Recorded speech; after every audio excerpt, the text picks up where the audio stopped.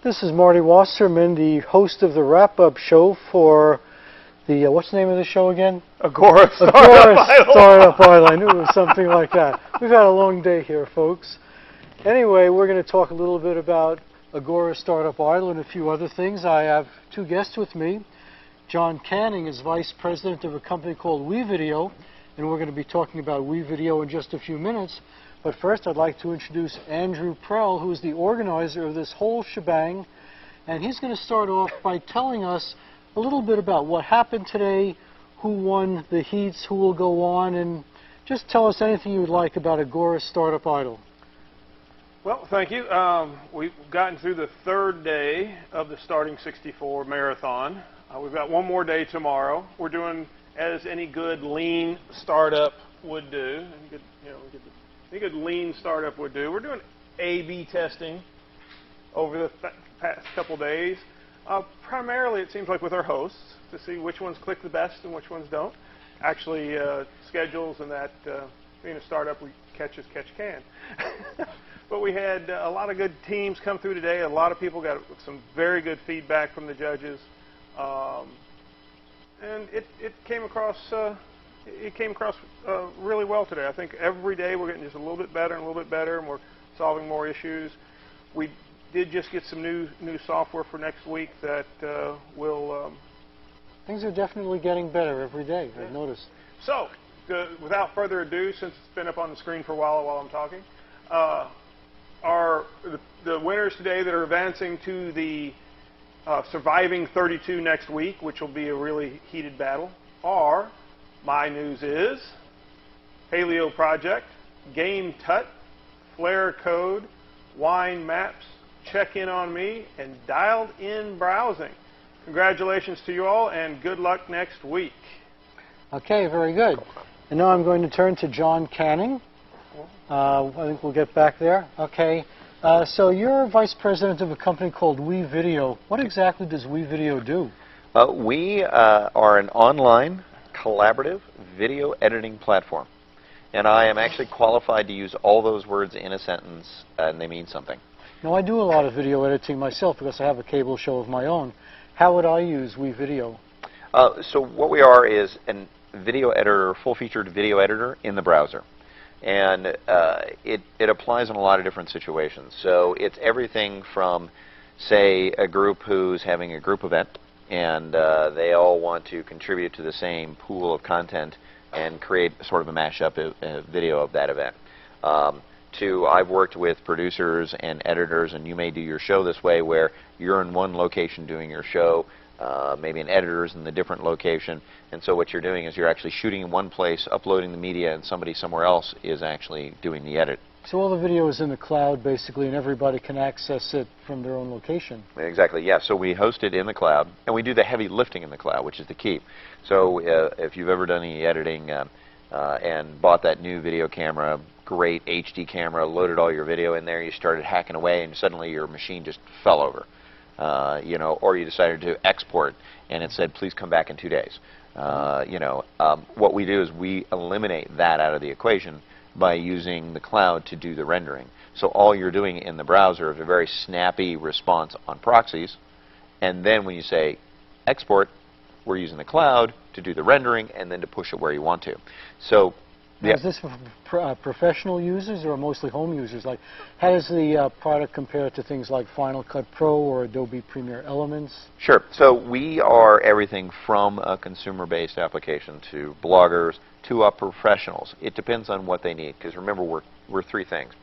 We're a powerful editor, we're online or in a browser, and we're able to collaborate.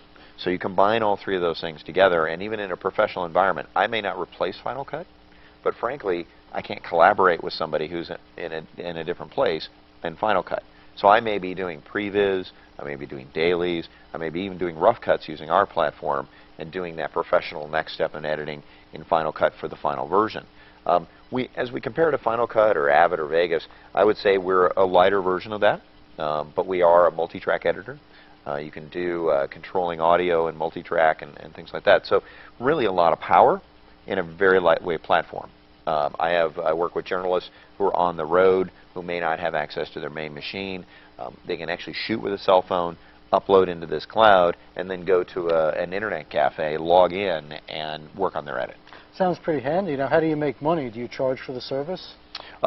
We actually do charge for the service. We figured that's probably a good way to make money. Works for me. We thought it was a novel concept. Charge for what you do. No. So we are a freemium model. Basically, we can give away the product for free. You can go try it online today. And if you like it, then you want more storage, higher resolution on your export, more minutes, be able to collaborate with more people, then it's just a ramp up on basically those needs. We even work in the enterprise, so we work with companies who say, I want to go ahead and customize this. I want to customize where I get the content. I want to customize where I publish the content to. I want to administer my own domain. So we really range across there. So if somebody just wants to get in and edit the cheap and cheerful video, they can. If an independent blogger is doing their video, they can do that. Or, quite frankly, as we're doing here, we're working with other startups. So, you know, when the Agora team said we have this idea, we're going to be getting all of these folks recording all of this video competition, well, how do we do it? And we said, well, why don't we combine forces here? We have a platform that you'll be able to use to cut the videos. We'll bring that to the equation. You guys are bringing the competition to the equation. Let's see what we can do. So in some cases, we're finding ourselves used in ways that we didn't necessarily anticipate. Do you have any questions, Andrew? As far as questions, I don't know about questions. I love the product. I love everything about it. I'm not a video editor, as most people who've seen my videos know. Well, is it a robust product? I mean, does it have any glitches? Is it easy to learn how to use? Does it resemble other video editors? So if you're already skilled elsewhere, this is easy to pick up? To jump in on that, yes. Not being a professional, I have picked up on it real easy. It's a lot easier than the ones I was using, and you don't even want to know what that was. But having the audio tracks right there, everything's straightforward, plug and play. I'm able to bring in the things I have been experimenting with. It is bringing in George Singer from San Diego, where he's editing it. He's editing it for me. Okay, I'm supposed to be editing it with him, but he's editing it. Things like that we can do remotely and whatever.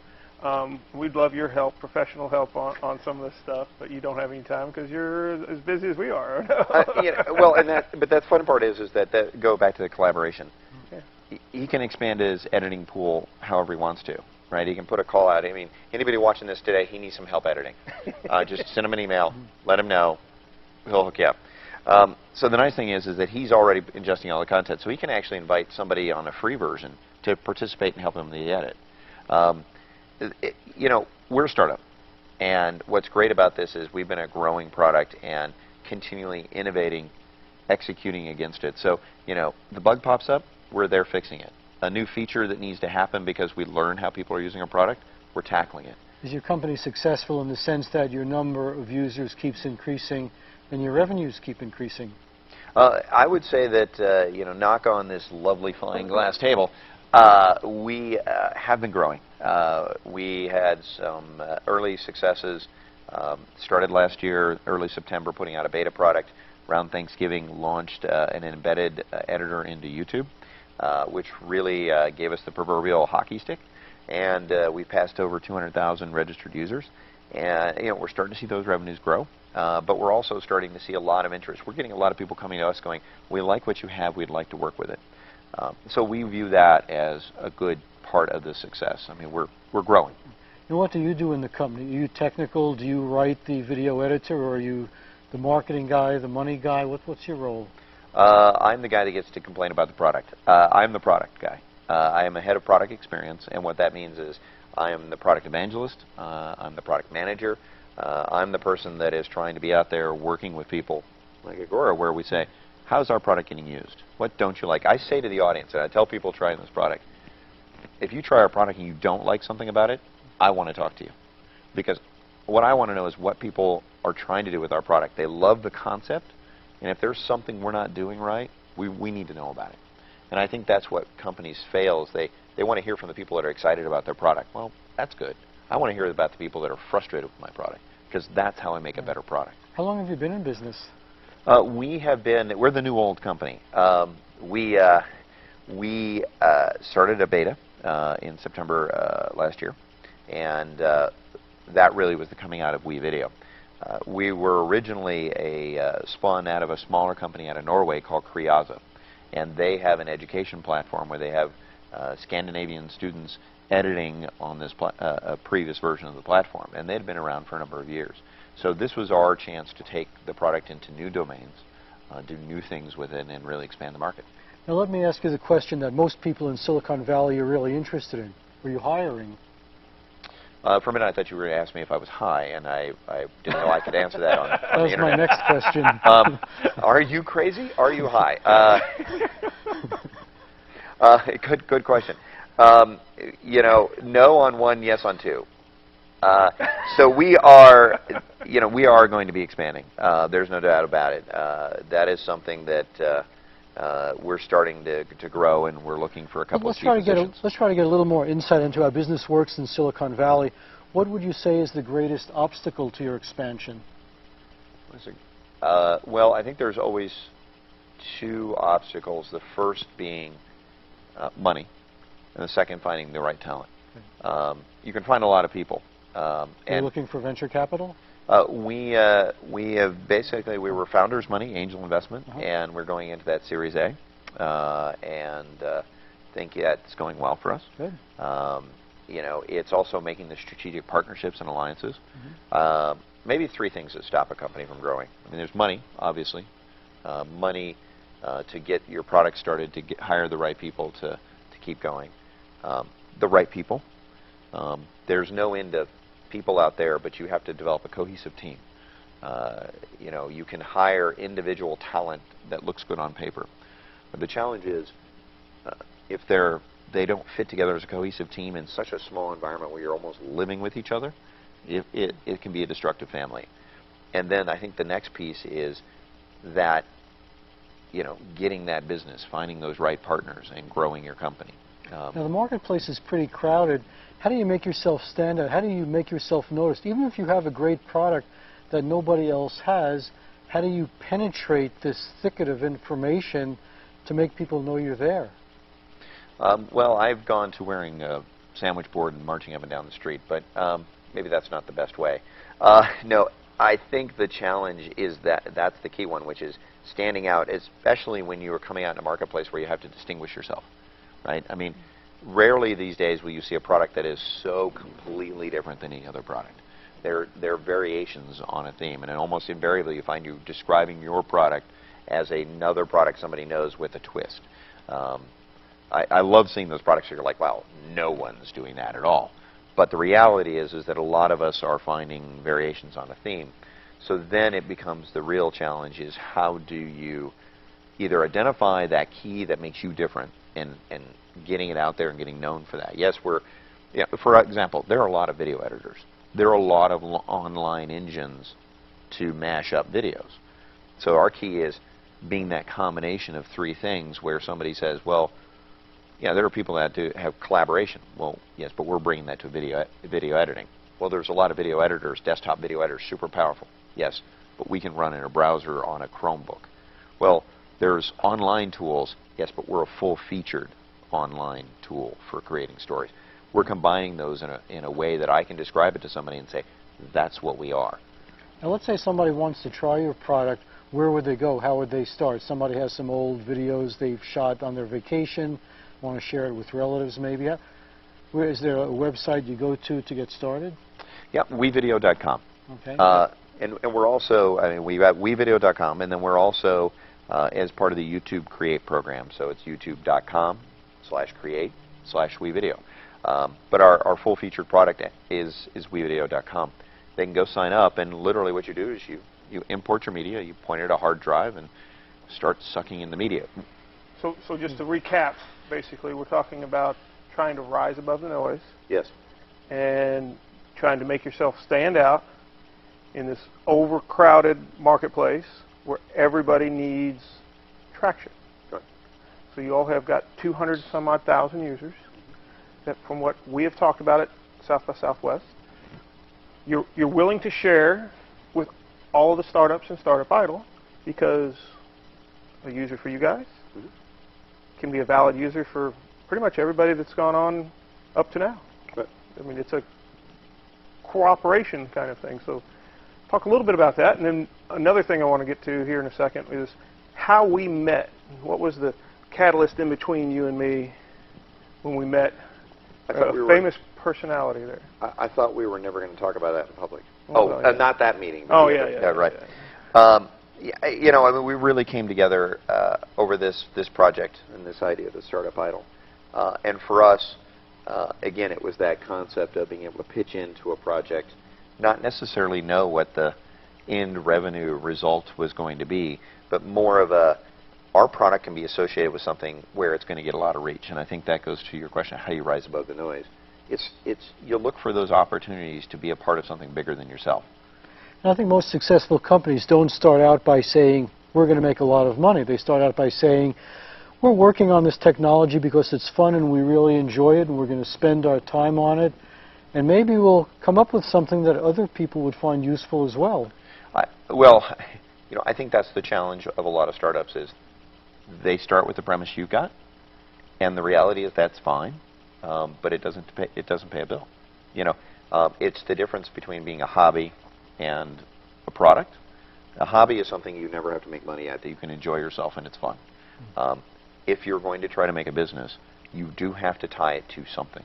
Now, it can not necessarily be making money. It could be the fact that it will become invaluable to people and somebody will purchase it.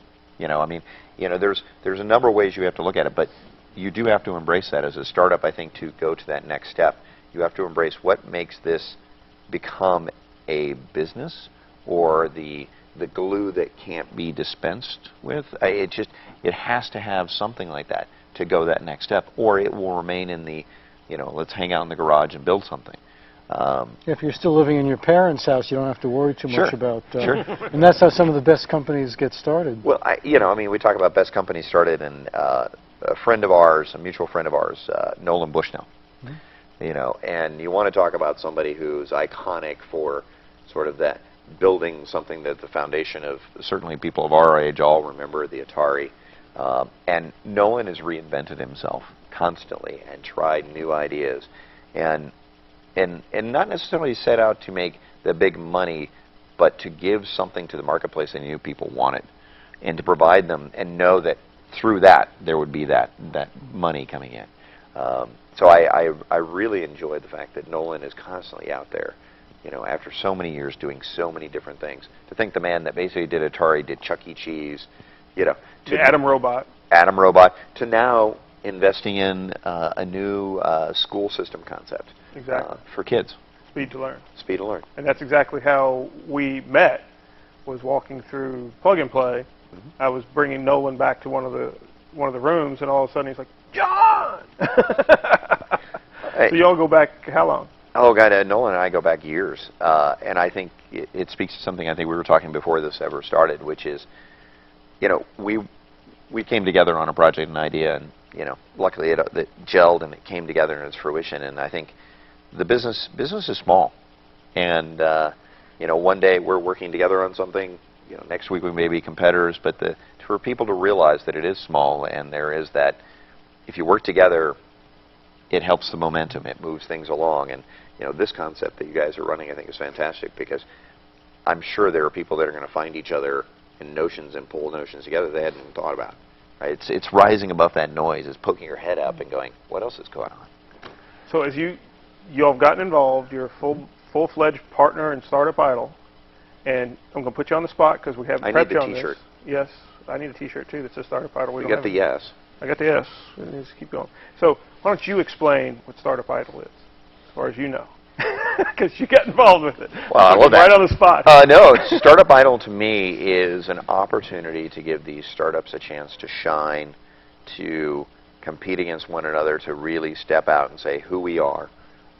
It's an opportunity to try out their pitching, because life is about pitching. It's about pitching your products. It's about pitching to your customers. And so you're really giving them that opportunity to say, go out and pitch and compete with that pitch. And so for us, it's being a part of that. You know, these guys are going to be out there recording their pitches, cutting their video on our platform, being able to share, and then being able to see who's going to really rise to that top. So how'd they do? They did awesome. I loved it. I might wanted even have I you wanted as to a hear your contestant. version of it. I'm always the one telling people what it is. I wanted to hear Well, your I, version of you it. know, I just, you know, I'm kind of interested about this A/B testing on hosts. You know, is like Christy Brinkley next week or something? Yeah. We're trying, but you know, we don't know. We'll see. I'm kind of excited. Yeah. Not that you aren't great, but I'm just kind of curious how what they're A/B testing. You know. Don't know. That's outside my area of expertise. Excellent. Thank you very much. Okay, I guess we're going to wrap now. We're getting the signal, running out of time. So I'd like to thank you very much for being here today. Great, thanks. Andrew, we're going to wrap up. Great to see you all today. We're just waiting for the thank the judges, and I think we're going to Thanks, maybe judges. see the judges' names in the closing credits. And that'll be it. So we bid you adieu. There we go. I want to thank you. Today's judges would be James Burns, PhD of Trans Power. He's an angel. Tom Slykehouse of Startup Advisors. Trevor Searcy, an angel investor. Sam Bhagwat Thank you. of Blue Seed, which is launching a ship outside of U.S. territorial waters as an incubator for foreign entrepreneurs. And George the Fat Man Sanger, a noted composer and one of our most interesting judges. I like the Fat Man. Yeah. And And our thank partner, you to WeVideo, BeInToo, Dorsey and Whitney, and also Hacker Dojo. Thank you all. And please, it's up to you guys out there in the studio audience. One more thing. We are looking for volunteers to help out with Startup Idol. Yes. This is an opportunity to literally get in on the ground floor. If you want to hang out with entrepreneurs and angel investors and learn a little bit about the business and contribute something useful, go to the website. And the website is www.agora, A-G-O-R-A, startupidol.com. What I was going to say is our goal here is to help startups succeed through traction. We want to get to 100,000 users. 100,000 users by May 1st, and it's up to you, the studio, or the audience, the viewers, to get your friends involved. Find a startup that's cool, that you like, bring your friends over to it, get points, get rewarded by BeInToo. Now, we'll be back again tomorrow at 1 p.m. Here in California, so thank you very much. I feel like we're on an NPR fundraiser. We're kind of Close. 100,000 users. 100,000. Right.